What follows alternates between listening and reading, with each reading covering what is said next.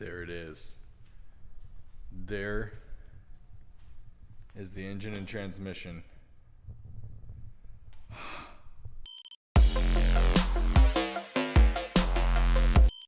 So, let's talk about what we just did.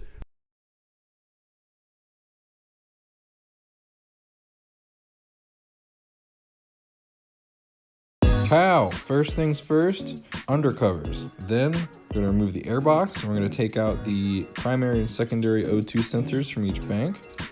Then, exhaust can come down. Next, I'm removing the front mounting bracket for the transmission and also the drive shaft. Look, a pile of parts. All right. Well, now that you've just watched the time lapse of everything I was just doing, I'll kind of walk through everything that I just did. So first off, I ended up taking off all the undercovers that cover like basically up to the middle of the car, and then the last one kind of comes like towards the middle of the transmission here. So as the first item, or first order of business, of course, we took those off so we could get access to everything here. Next, I dropped the exhaust. In order to drop the exhaust, we had to come up on the top end here. We had to disconnect the primary O2 sensor and then the secondary O2 sensor on either side. The couplers for the other bank are right over there. While we're up here doing that, we took off the drive belt, primary drive belt, serpentine belt, as some would call it. Being that this is a Carrera 4, we had to remove the prop shaft that goes up to the front differential. So here is where the output is of the transmission.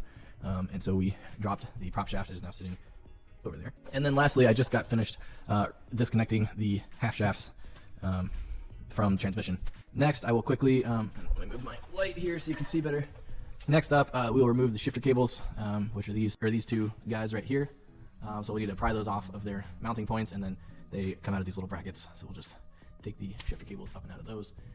The reverse switch, which is here, we need to disconnect that. That's the only electrical connection going to the transmission. And then next, you can kind of see up in there, the slave cylinder is up on top here. We'll have to remove that. Of course, we're not opening the hydraulic system at all. We're just gonna let it dangle by the line here and tuck it over there somewhere. And then once the slave cylinder's off, then transmission basically will be ready to come down. So that's exciting, we're making progress. Engine-wise, we'll have to drain the coolant out of it and then disconnect all of the main coolant lines. This one, these two, disconnect this guy and that guy. Alrighty, now like I said, it is now time to disconnect the shifter cables and also the reverse switch coupler. And then it's on to the slave cylinder. The slave cylinder can kind of be a pain in the butt. It's not very hard to remove, but it is quite awkward.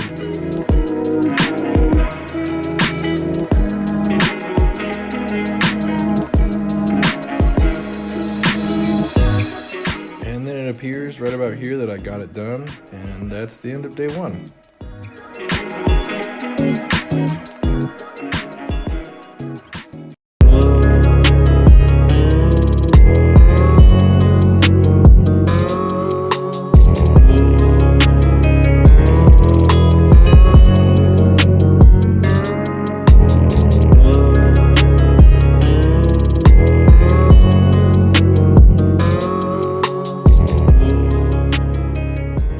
Today was a dreaded task, and I'm glad I got it done. Feels really good to have it done, and that was to drain the coolant. Here's the process. So as you saw, well, first of all, if you don't know, this is where you drain the coolant out of the block. There's this small little drain plug here for that. And then we took the hoses off for the water pump and for the thermostat housing. So those are off. This is the hose. This is the main hose that goes up to the coolant reservoir up there. And then there's the metal pipe that wraps around the engine this way. I took that off just because, you know, we'll have the engine sitting flat on the oil pan on a lift table eventually. So there's a bolt here that goes, that holds that metal pipe in place. So I took that off just so it doesn't get damaged or crushed. And then here's another metal pipe that wraps around the other side of the engine. So those two hoses come out right here. I have put those up that way, like I disconnected them and just shoved them up that way. And then lastly, if we look inside the engine bay here, there's this hose, which connects down here. Hopefully I'm pointing at it, yeah. Connects down there. So coolant's out, thank the Lord. I hate coolant. And all the hoses are disconnected. So that was the not so fun under the engine part. But that's the last of the fluids, so they're out. While I'm down here, I might disconnect this ground wire, which is on the passenger side of the car. As you can see, it's connected right here to the frame. So I might just pull that guy while I'm down here and thinking about it. And then I think I'm gonna call it a day.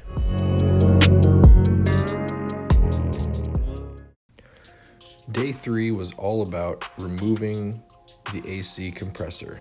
Now, of course, the purpose of this is so that we can drop the engine without evacuating the AC system and ultimately having to recharge it once we're done. So step 1 was to drain out the power steering fluid reservoir and then remove the reservoir. It's a fairly easy job, but it does require some access. So you can see here that I removed the throttle body to gain some access to the back of that power steering fluid reservoir, which has a small locking ring that needs to be turned counterclockwise, maybe 45 degrees approximately.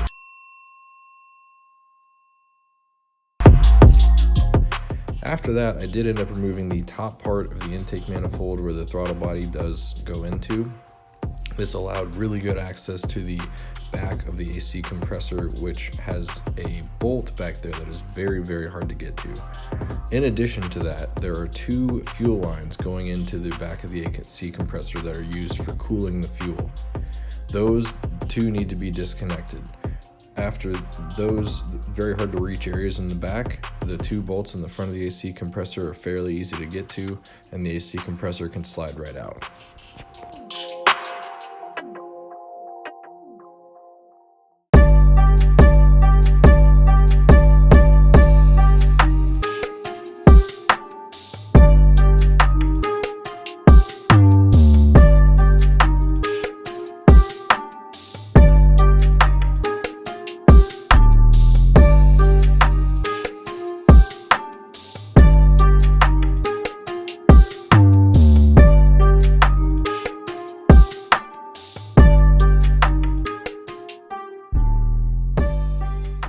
Alrighty, so here's the bottom of the car.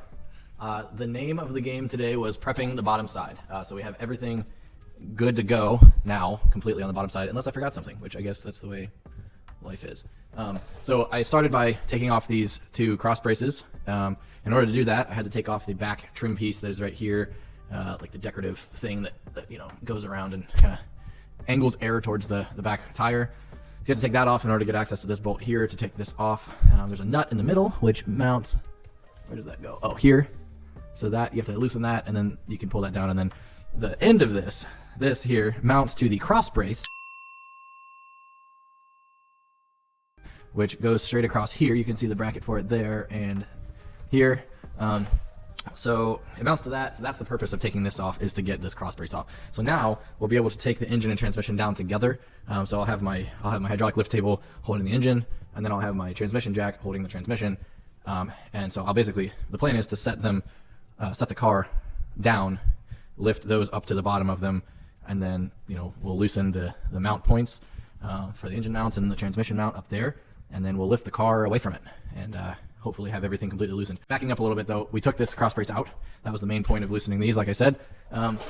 We have the CV shafts out of the way. I took some zip tie. I don't know if you can see that. Yeah, you can see it there. Zip tie. They're zip tied to these coolant lines up there, so they're up out of the way, so that as the transmission drops, they're not going to be getting hung up on anything. These coolant lines are just pushed up out of the way. I did take the oil filter and housing off because it's basically kind of more or less flush with the bottom of the oil pan, and I didn't want it sitting on that plastic. Oh, and then we did get the ground wire loosened as well. Now it's time to do everything on the top side, the final couple items, and then that'll be everything completely loosened. So we're going to disconnect the last few vacuum lines and fuel lines, and we're going to take the secondary air pump out.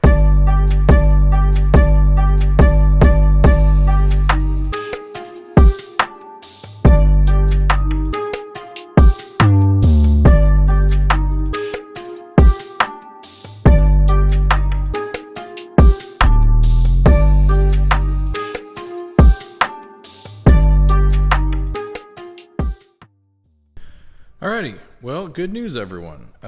We are done with day 4, and we made some good progress again today. I'll show you what we just did in this last time lapse, which I realize probably wasn't the best angle, so you probably didn't see as much as you could have or should have, but I'll walk you through it real quick. So first off, we took out where the heck are we looking here? So we took out the secondary air tank, which is normally sitting right here. We did that for the reason of getting access to the fuel lines, which are back there, the primary fuel lines. There's 2 of them. There's one that mounts right there where my finger is, and then there's one that's right behind it. It's hard to see, but it's back there, I promise. Then we took off the brake booster line, which I think is the brake booster line. We took off this fuel tank breather line. Obviously all this stuff was disconnected. This is electrical couplers. One is for the throttle body, one is for this solenoid here. Those are disconnected in a way.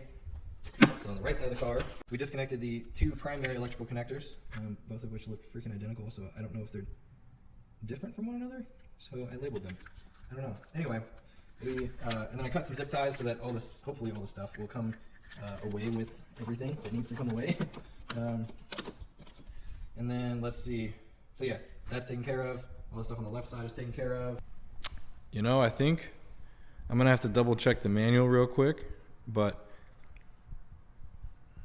I think we're good to go. Oh, the last thing we need to do is these power steering lines here, but those are kind of hard to get to. So I will start to lift the car away from the engine a little bit, and then we'll go in there and disconnect those. So yeah, that's, I think, the last thing that we have to do. So tomorrow is going to be dropping it all. So day 5 is the big day.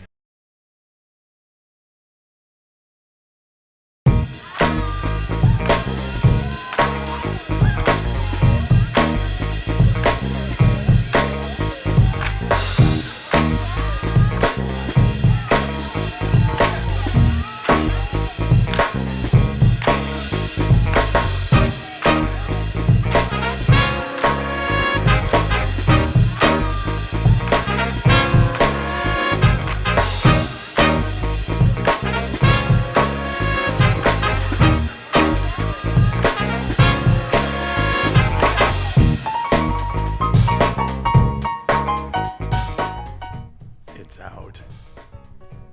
It is out. So let's talk about what we just did. Now that the engine is out, we can show you very nice and easily what just happened. So there are a couple of extra coolant lines that I forgot earlier, actually. This one right here, which actually runs to this line only up that way further. And then, where's the second one? Oh, here. This one, which actually goes to the coolant, or the expansion tank. And so, yeah, we got those off.